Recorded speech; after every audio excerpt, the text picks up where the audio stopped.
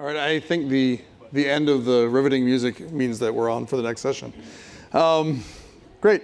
So you're stuck with me. Thank you for staying if you stayed, and thank you for coming if you came. So the second talk I'm doing is around zero trust. And zero trust, we're a small room. Who feels like they have like a totally solid bead on what zero trust means? Anybody want to throw one out? Wow, one hand. All right, you're it. Basically, it involves no longer relying on a perimeter to protect your network, and instead focusing on just not trusting any particular device or any particular person, just focusing on identity and certain attributes of what location someone's in and what other properties they can verify, and continually verifying people, and just making sure that they are able to prove who they are and access things remotely. That was pretty awesome. Yeah, all right, give him a hand, man. That was great. All right, you want to come up? Anyway, no, I know the slides, that's fine. Yeah, so in a nutshell, what he said was not relying on a perimeter to infer the security of your environment, but instead of validating multiple different elements of the environment, including things like device health, user health, who the user is, and that sort of thing. And I'll get into it, I promise, in the next 20 minutes. So I think it's funny how often the response that I got from most of you, with the exception of this gentleman, what's your name? Hayden. Except for Hayden, the response I got from most of you is the normal response. Anyway, so zero trust, we can think about where we started for where zero trust became interesting. If we go back to when I joined Microsoft in '95 when dinosaurs still roamed the earth and we didn't have cell phones. Imagine that. Or laptops. So when I joined Microsoft in 1995, I had a badge and I had an office and I had a computer under the desk in that office. And I was person number 4, not 1, 2, or 3, but person number 4 on the Microsoft Internet team, I kid you not. I still have the shirt. And so I was one of the first 4 people hired at Microsoft to figure out this internet thingy. And for us to do any of our work, we had to be able to dial out to get onto an internet provider.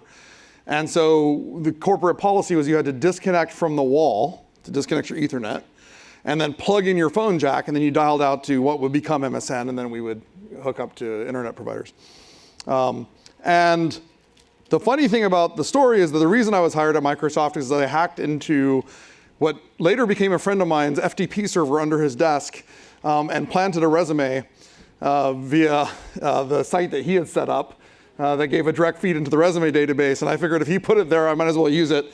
And I just thought it was funny. I wasn't even really planning to get hired, but enough Jolt Cola and Vivarin will get you places. And so even when we thought that the network perimeter was safe, the network perimeter was not safe. And when I got to Microsoft, code shares were like wide open. Like anybody who worked at Microsoft could go browse code in like the Windows code base. Right? And the reason for that was, of course, it's safe. We're inside the perimeter. So let's just assume everything is cool. The only way you can be on this network is if you're in the building, on a safe machine, et cetera. And that same year, we went to the company meeting. And it was still a small enough company that Bill was taking questions down front. And somebody asked about this crazy new telecommuting thing. And just because it's too good to not tell, Bill's answer, I kid you not, was, it's important to have face-to-face contact. So for the first 40 hours of each week, I'd like you to be in the office, but the next 40 are up to you. And he was completely straight-faced. So that was the walled garden approach, right? And the walled garden approach, we had this sort of zero trust. So zero trust nothing. Nobody is trustworthy, right? So we don't trust the network anymore. And then as you follow sort of the zero trust extended pattern, you say, and don't trust the user and don't trust the device and just, forget it, throw your computer in the Delaware and let's go back to carrier pigeons. But even the damn carrier pigeons will throw you over for a handful of seeds, right? So, even the carrier pigeons can't be dealt with. So we have to take a more reasoned approach to this. So when I ask people in rooms like this, what have you heard? With the exception of Hayden's answer. I get answers usually like this, something like, I'm zero trust because I've moved everything to the cloud, which sort of works actually. We'll talk about why. Or act as though you've moved everything to the cloud, which also sort of works. Verify absolutely everything, which would work if it were actually possible, I mean, I don't know how much extra staff you have lying around. I don't have any extra staff lying around. This might be the time to say Maria's hiring. And then the thing that I've heard that I liked the best, which I just got recently here in DC, I was at a DoD briefing, and the person responded, it's whatever the person across the table from me is selling, which is an interesting one. Because when you cast this as verify everything, control everything, then of course any security technology can help you verify something you're not already doing, right? So you get into this limit function where, okay, what does this really mean? Chase Carpenter at Forrester kind of defined some questions around this, and he gets into how to look at technology to decide whether it is, facilitating zero trust. But again, I would say that if you went to RSA this year and you walked around the booths, you would see zero trust at every single booth, right? And the reason for that, to some significant extent, is because it's all true, right? If people are caring about zero trust, and you say, well, I have a thing, in zero trust you're supposed to verify, oh, look, the data, and I do data encryption, and therefore I'm zero trust, right? I'm supposed to verify the network, and I sell a firewall, so I'm zero trust, right? And in some sense, it's true. So the thought of zero trust as a product is a little bit unhelpful, right? So I was trying to think about how to make it more useful, and I thought maybe we can talk about it in terms of mindsets and methods. So the mindsets piece of this is, probably the most valuable thing about zero trust. By the way, there was an excellent talk by a couple of people from Intel here yesterday, and I think they did a really nice job of talking through the same thing, which is the most important thing about zero trust is changing the way you think about the problem space, right? And it's getting away from that world of assumptions and implicit verification. So once we accept that we are out in the open and the risk is pervasive, which you can learn to live with, I have, right? You'll get used to it. We can adapt our methodology, right? So we'll talk through those two things. So first, the mindsets. The first mindset is everything is not fine. You are not in an environment where things can be ignored, right? You should not assume that resources are going to stay safe. You want to think in terms of an environment that is, if I put my most important files outside my firewall, how would this look? Now I have news for you. The time from account breaking to VPN penetration to domain control is almost always less than 30 days and often less than 48 hours, right? So your VPN and your network aren't really any better than the open internet anyway. So one thing that's really a useful mindset, and the people that actually really embrace this and just go for it, and they say, I'm going to go cloud first, the thing that helps them the most is that they get over this assumption that there are safe spaces, right? I may not be reputable as the most cheerful speaker, by the way. But it does help your mindset in terms of thinking through the way you approach the problem. The second thing I would say is because there's nothing that you can trust, not even the pigeons, right? Is Pool here? Yeah, okay, so I did my part. I know. All right. All right. We agreed to put pigeons in our talk, so I put pigeons in my talk. The second thing that you realize is since you can't trust any one signal, since everything can be corrupted, triangulation is your friend. Triangulation in terms of controls and triangulation in terms of signal, right? So if I have a mathematical function and I have 2 points, or two different ways of solving the problem, I get the same answer, that means I probably have the right answer. In the case of satellite triangulation, if I lose all but one satellite, I have a pretty broad area I could be in, right? The more signals I get, the more accurate my signal. And so we've been doing triangulation for navigation for a very long time, right? The next thing I want to talk about in terms of mindset, and in some ways, for me, this has become the centerpiece of zero trust mindset, is containment. So who here has seen the HBO? I know some people have the HBO special.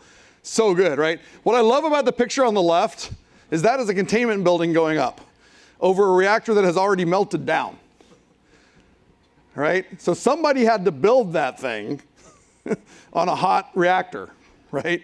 So the thing about containment is that if you assume bad things will happen, right, and you think about what's your strategy for the next step, when this goes down, what happens next, right, the fail-safe, the safeguards, then you get into a better position. One of the main things that we talk about in terms of methodology for zero trust is microsegmentation. And microsegmentation, we'll talk about it in a minute, but it doesn't mean just saying, I got into an internet zone with only 3 IP addresses on it. That's not what it's talking about. It's talking about really thinking about scenario segmentation, right? What's the smallest allowable usage of a thing? And then what happens if that thing blows up is it can only damage its own area, right? The thing on the right is, who knows the thing on the right? This is an age check. People as old as I am should know it. 3 Mile Island, right? The young guy says it. So, 3 Mile Island had a similar event, right? But had a containment structure, right? And so we get to live on the East Coast, right? They don't get to live near Chernobyl, right? And so containment's a really important part of your strategy, and microsegmentation is kind of the toolkit there. And then the other thing I would say is in terms of a mindset, if you're on the open internet, you're using internet standards, right? Internet standards are not just cool things to say or nice things to talk about, or even useful for interop and like longevity of your decisions in terms of purchasing, but they're actually critical for security, right? Because the standards get used, you get more attacks on the standards, you get better hardening of the standards, you get multiple people from the industry looking at ways to break the standards. Something we announced last year is that we actually do a bounty for just standards. So if you know of a flaw in a standard, you can report it to us and we'll pay out for it. But this is a really key thing. And the mindset here is on the left, you have the effects of a big earthquake on a city with no standards, right? And on the right, you have the effects of a big earthquake with a city with standards. Construction standards are a good example of this. Fewer fires, less damage from earthquakes, right? Next thing on the mindset is there are not enough humans for this problem, right? You do not have enough human beings to go look at all the data that all these sensors are going to produce. You don't have enough human beings to pick up the pager every time a trigger goes off, investigate that issue, decide whether to shut down an account, right?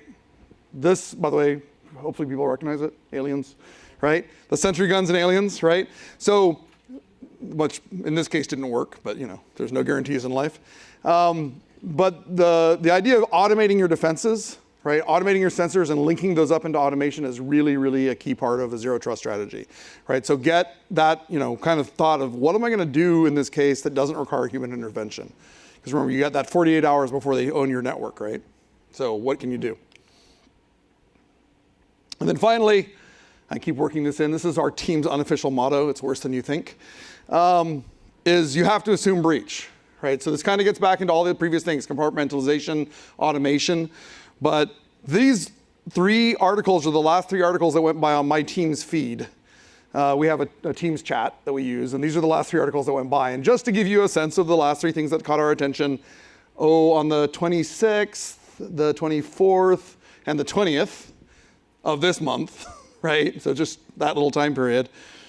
Hackers appear to have penetrated 20 of the biggest wireless telcos in the world with full access to data. How do you like that SMS MFA right about now? The DHS cyber director is warning of Iranian reprisal attacks on the sort of crypto locker flavor, right, of wiping out systems. And then one of the ones that's most entertaining for me is this nation-state-sponsored hackers are now hacking each other's infrastructure. So attribution gets to be a really fun game. So who is it that really attacked us, right? If, for example, I'll pick on 2 that we can feel okay about picking on. North Korea hacks Iran's infrastructure, and then there's an attack from Iran. Was it from Iran or was it from North Korea? And then how do we respond to that as an industry and as a civilization? So with that level of stuff happening on the day-to-day, right, you can safely assume that some number of accounts in your organization, and it's about 45 per 10,000 per month, by the way, some number of accounts in your organization are hacked, right? So again, containment is critical. All right, so now onto methodology. If we're starting off with this view that every resource is on the open internet, right? Then we have this user on a device with some intent, good or bad, probably good, right? And we have inspectable elements of the login, right? We can look at, see what's happening. So let's take the steps in terms of methodology. As we do this, we want to remember that ultimately we're IT professionals. We're working in information systems.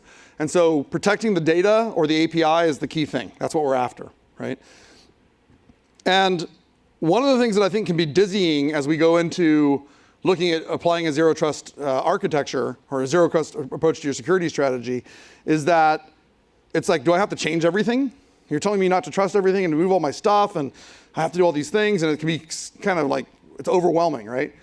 And so I think the important step one is figure out what your normal looks like. And you can do this by log analysis, or you can do this by just kind of inventorying your business. What does normal look like for you? And then the next thing you're going to want to do is then codify your normal. Now you have lots of networks in play. You have people who are using multiple devices on multiple networks to access multiple applications. Some of those are in the firewall, some of them are out of the firewall, right? The thing that there's one of is the user. So the user becomes the thing we hinge the policy off of, right? So a user-centric policy model that codifies our normal, not our ideal, because that's going to be a lot of arguing. Right? You have to argue with lots of business owners to get to a new ideal. You're not allowed to use that app anymore, okay? But just doing this will give you containment, right? It says that the person who hacks the receptionist's account can't access the SharePoint that has the financials on it, right? It's containment. It's look at what's normal in your organization and codify that in policy, right? Who should have access to what apps? Well, if they don't use it, they shouldn't have access to it. So, but it's a positive view, and the good thing about this model is nobody's losing any points with the principal on this one, right? If you are just saying, what already happens in my business can keep happening, it's just that you can't take a hacked account and use it over there, right? You can't do weird stuff. So codifying normal is a great first step. And then over time, you can refine that codification. So the second thing is, if we're going to hinge our policies off of identity, we better be pretty sure who we're talking to, right? So the next thing we're going to do is we're going to go through and, wait, it's just like last talk, use MFA, all right? Or go to passwordless. But make sure that you know who you're talking to. Being secure at the point of resource access is incredibly important.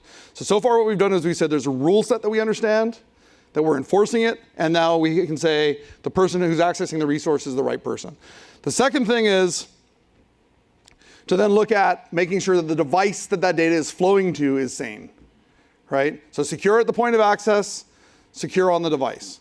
So it does me very little good to say, Alex is allowed to access the super secret security plans, and it flows down to my laptop, and then somebody steals my laptop and it's all gone, right? So you should know what's happening to that device, right? So having some way to think about what's going on the device. Now this is a place where I think, again, remember the pigeons, we have to be reasonable.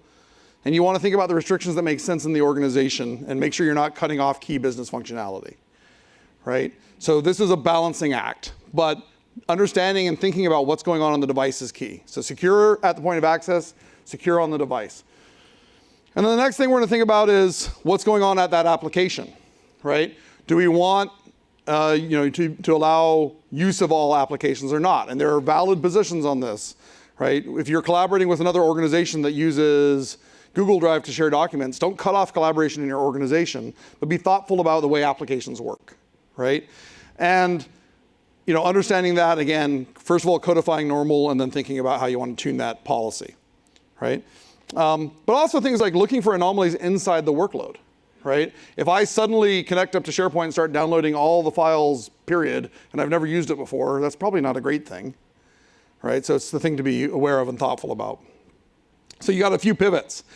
And then now that you've gotten to where you're secure at the point of access, secure on the device, the next piece is to be secure in transit. So I, put some files on a USB drive and handed them to this gentleman in the back, and then I forgot to pick it up later and delete it, and what happens there, right?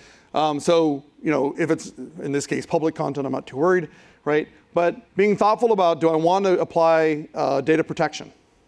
Right? Where does data protection come in for structured data?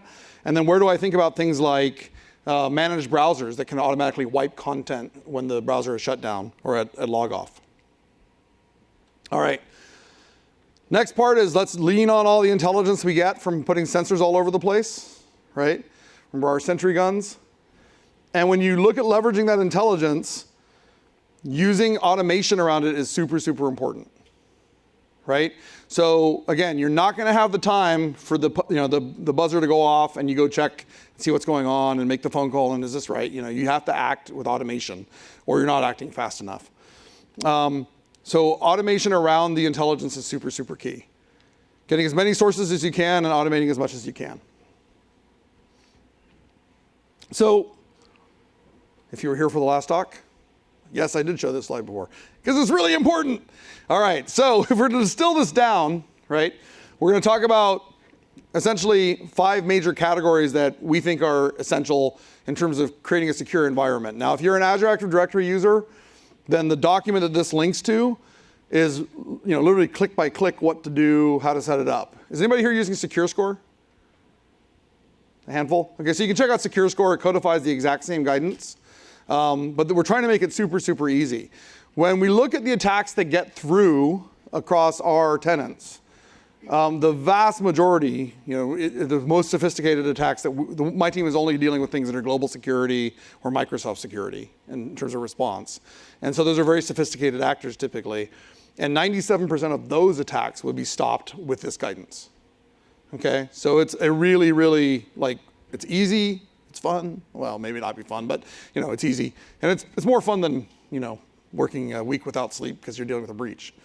So the first thing is, again, going to strong credentials like FIDO or using multi-factor auth, right? Make sure you know who you're talking to. Strengthening credentials is key.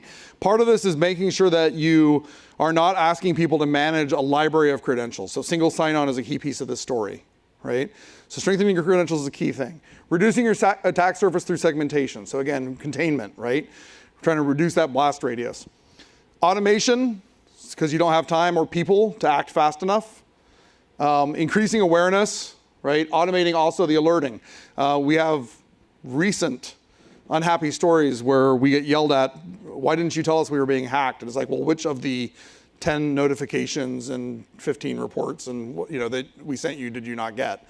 It happens a lot. The people just don't have anybody assigned.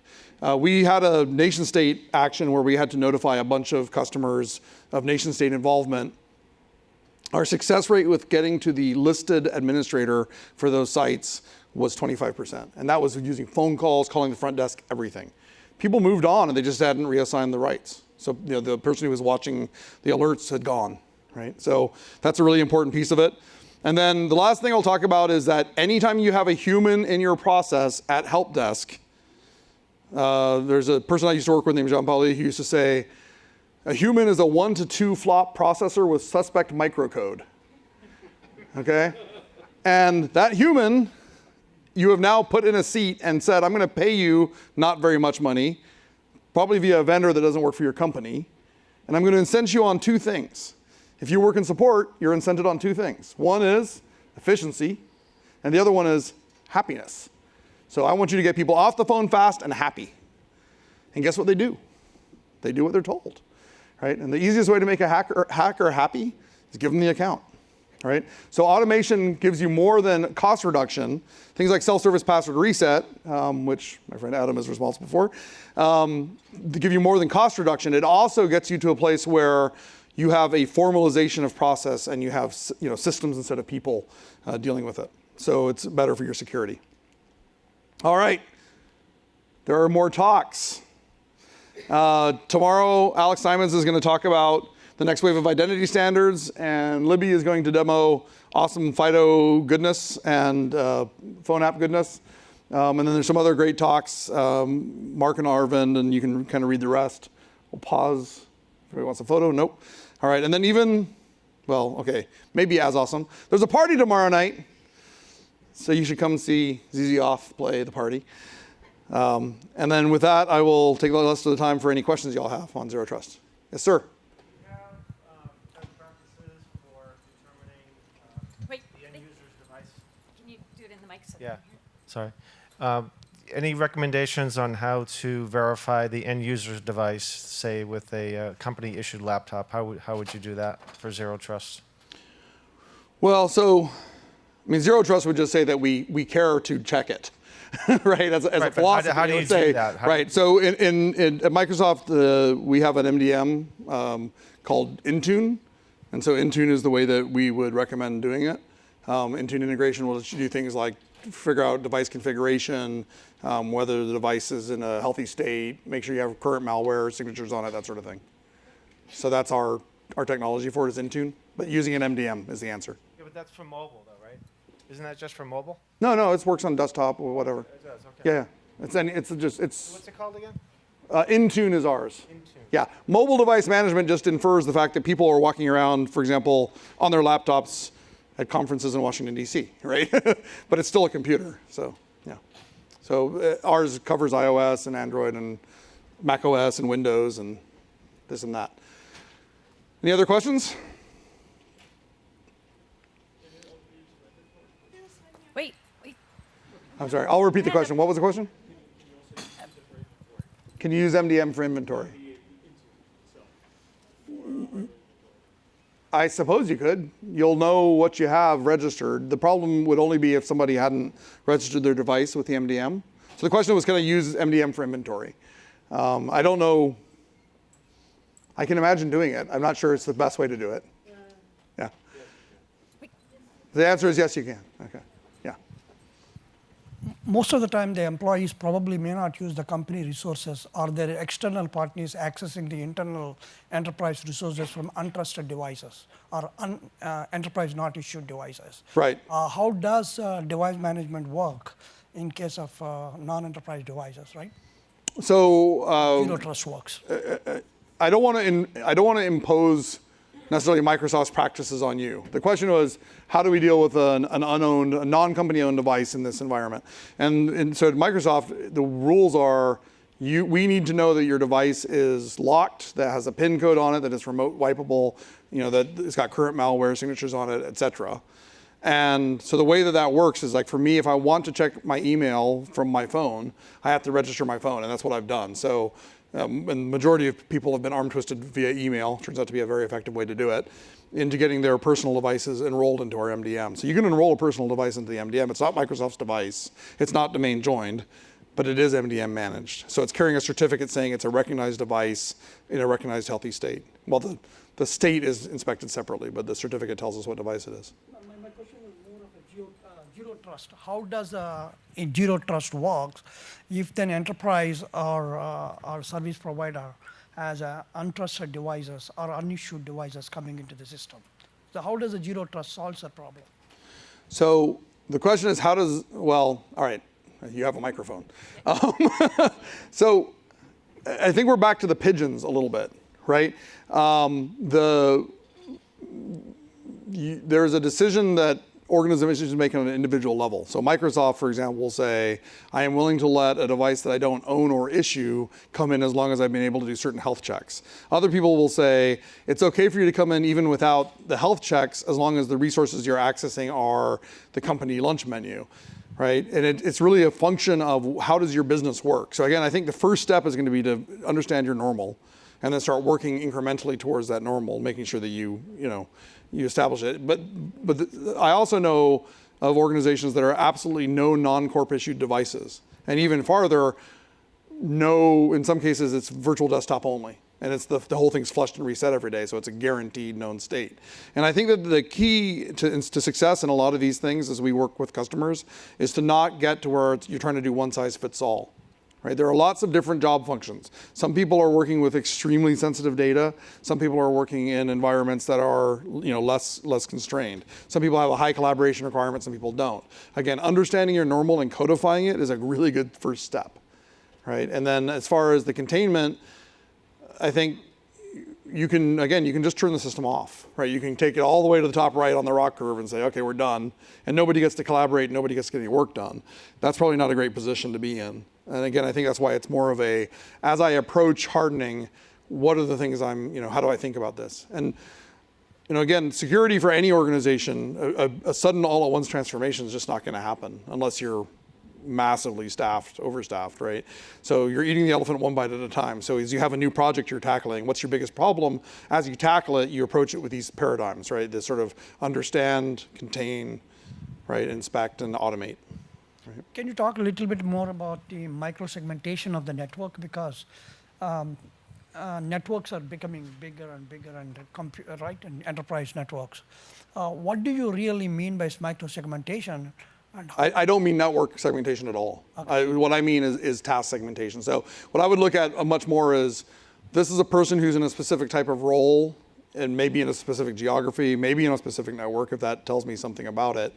But again, if you get down to the codification piece of this, you would see, for example, very quickly that email in your organization is accessed more or less around the clock from a variety of devices from many, many different network locations. But financial transfers, say if you're in a banking environment, are done only from within headquarters and only in business hours. And so you can start to do your segmentation based on, again, those codifications of normal. Now, if somebody steals an account, they don't just have to have the account, they have to get the account the right time, the right place, the right task. Right, so segmentation is really much more than the network node. It's about task segmentation, workload segmentation, user segmentation, right? Yeah, got it. Yes, sir, in the back. Oh, Okay, and then taking the close one first because then I don't have to run as much. All right. I was wondering, one of the case scenario that I don't see presented very often is, can you incorporate zero trust into on-prem access resources? For example, at NASA, we're not going to put sensitive data into the cloud, but we're trying to move to a zero trust architecture. So it's the, well, again, I think the essence of moving to a zero trust architecture here is assuming that the data you're not putting in the cloud is in the cloud. Now, you don't have to move it there. And part of zero trust would be to say, hey, if I'm getting some defenses from my firewall or from my segmentation that I'm already doing, that doesn't necessarily mean you have to tear it down. The one thing I would say about traditional segmentation methods is often they obfuscate the true data of the user login from the detection systems. Right? So you have intelligence systems. In our case, we have a bunch of stuff for you that we can talk about. I'm not trying not to do anything product-y, right? But you have some intelligence systems running in your environment. If you hide from them the truth of where the user is coming from and what device they're on and all that sort of stuff, a lot of times we see this where you VPN in and suddenly you're fully obfuscated. And so we can't give you any kind of intelligence about where you truly are because we're only seeing exit nodes. And you should make sure that your vendors, whatever you're using, are passing that data all the way through, and it can be done. Right? There's proper header formats to pass all the data all the way through to the intelligence system. So you see true location and then the network interceptor and then forward. So from a philosophy perspective, it doesn't change anything. Right? The same rules apply. Right? Understand what you've got, codify it into policy. Create segments to sort of tighten that up, and then from there it's about using the intelligence you have in automation to help automate response. So those are kind of the key things. Yes, sir. So Oh, hey, I moved over to we meet again. to cut down travel time. Are all the building blocks from an industry perspective? Do you think all the building blocks are in place for zero trust, or where? I guess I'm wondering, where does the most work need to be done as an industry to make zero trust happen? I think that when we look at, so I'll go with one area where I'm an expert, or I'll pretend like I'm an expert, and I'll go with one area where I'll admit my almost total ignorance. In the last talk, I talked about what we think of as emerging threats, and those essentially had a couple of flavors. One is the ability to replay artifacts that aren't yours. So token theft is a big thing, right? And I think without that in place, it gets very, very hard for us to be in a world where we're working across different workloads from different locations, and yet we don't really know that the token we're seeing and the request we're getting is coming from the place it's supposed to. Right, and so from an industry perspective, I think it's really important that we figure out some sort of an answer for token binding. And there's some complexity to that. Lots of us rely on break and inspect. And so break and inspect has to work along with token binding, and we have to figure all that stuff out. But that's, I think, a pretty key thing. And the second thing that I think screws everything up is that devices are super suspect. I mean, malware is, we're seeing malware shipping in supply chain. We're seeing malware detection rates are pretty low. Even in good systems. We have a really good malware system in Defender, but even there, we're not catching everything. And so your basic problem is that how do we get to that place where I have a safe container, where that I can trust that the intent, that what I'm seeing is the user actually acting on their own behalf and not because there's some other code riding along and trying to make that user do a thing. I think FIDO has this interesting thing. If you've used a FIDO token, you'll note that at the point where you log in, you don't just do your PIN and the device, but you have to touch it, right? And that's like external to the system. It's like, look, I'm really here, right? So there's a little bit of an extra step there. So that's an example of kind of moving in the right direction, where with a really strong credentialing system, we're thinking about that fact of, could there be malware on this device? And that's part of the zero trust thing, right? It's like, well, what, do I fully trust that this device is under the control of the user? What can we do about that? At an industry level, I think we have to get better at containerization and try to defend against malware in that way. I think we have to get better at malware defenses, but I'm not sure how to do it. It's a super hard problem we've been at for a long time. And then I think we have to be able to verify that the claims we're getting haven't been tampered or replayed from somebody else. So those are, to me, the big ones. Thank you. Good question, thanks. Are we tired? Are we ready for beers? Do we have somebody else? I don't think so. Is it beer 30? It's beer 30. All right, thank you guys so much. Appreciate your stand.